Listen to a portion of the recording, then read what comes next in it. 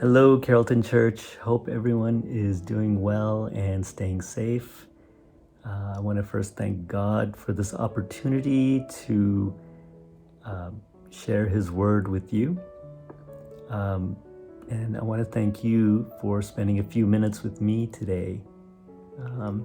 Our portion is taken from Mark chapter 6, verse 30 through 44. Please take a moment to read this amazing story. The passage begins with Jesus gathering his disciples who were reporting in on their busy days in the ministry.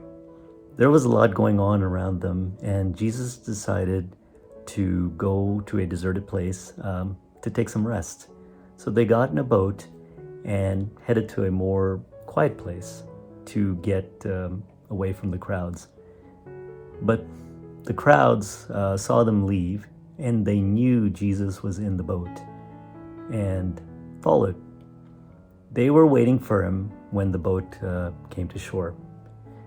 Jesus saw the crowds with over 5,000 gathered and had compassion. He began to teach them. And as the day was coming to an end, the disciples came to Jesus. They were telling him to send the crowds away.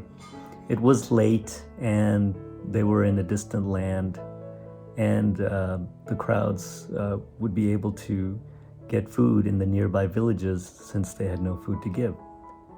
But Jesus had compassion on them, and he answered, "You give them something to eat." The disciples immediately responded to the request with many reasons why it was an impossible task. The first reason given was the cost of feeding so many. But Jesus was determined to feed the people. And he asked, "How much food do they have?"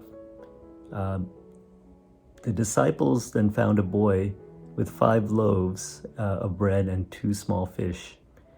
But the disciples are still doubting, as seen in John chapter 6, verse 9. How will we feed so many with so little? And Jesus took the 5 loaves of bread and 2 small fish. He looked up to heaven, and he blessed and broke the loaves of bread and divided the fish. Everyone ate and were filled. But Jesus had fed over 5,000 people with only 5 loaves of bread and 2 small fish, and still had leftovers. You know, in situations like this, our natural response when faced with tremendous and overwhelming situations, we feel small and unqualified and we can't do it, or we don't have enough. Or in some difficult situations, we, with our finances, our health, or our relationships, or our work or school, we are the first to see the impossibility or how unqualified we are. We are the first ones to ask, "Can I change? Can Jesus heal me? Will my grades get better? Will my finances get better? Will my relationship with that person ever change? Do I have enough to give or to help?" What we can take away from this amazing story is that Jesus has a great amount of compassion for his people, and he takes care of our physical and our spiritual needs. Jesus uses what we have to achieve his purpose, no matter how impossible a task.